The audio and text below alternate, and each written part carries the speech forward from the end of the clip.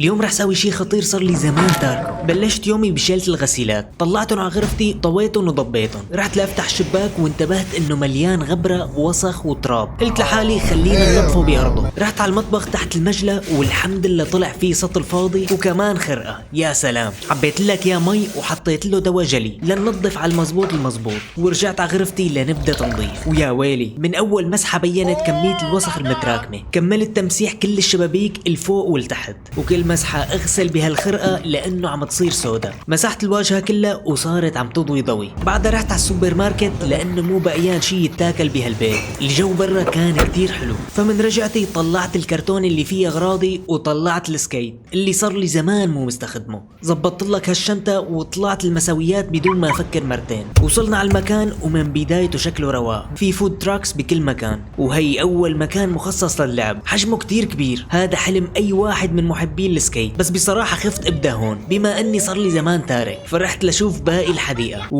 لقيت واحدة لسه اكبر واكبر من اللي قبلها. هي مالي مصلحة ابدا فيها. كملت تمشاي لقيت واحدة مناسب اني ابدا فيها. طلعت الاغراض وبلشت البس كل الحمايات اللي عندي، وهيك صرنا جاهزين. وفتت فوتي حاسس اني نسيان كتير من الشغلات اللي تعلمتها، والتوازن ما عاد مثل قبل. شكله بدي وقت لارجع اكون مرتاح فيهم على المزبوط. هلا اجا وقت نساوي شوية حركات. شيكت على البوكس وكان كله تمام، فقلت نبلش بأبسط شيء. ويا سلام، رجع لي الإحساس الحلو اللي بيجي بكل حركة. مع إني كنت عم عاني وأوقع كتير، بس الرواق كان على المليون. بعد كم حركة ما حسنت كمل، لياقتي متراجعة بشكل، وهالرياضة بدها قوة كبيرة. ريحت شوي وبعد قلت خلينا نجرب شيء تاني. رحت على البول اللي بالأساس ما عندي خبرة فيه، مع هيك قلت لنشوف حظنا. والله ما توقعت تمرق بدون وقعة، بس المشكلة إنه بتستنفذ طاقة كبيرة. رحت جرب واحد أغمق منه كمان، ويا سلام، رواق على الأخير. بس المشكلة اني عصيت تحت وما عدت اعرف كيف بدي اطلع. انفضحت وانا عم متعرفش،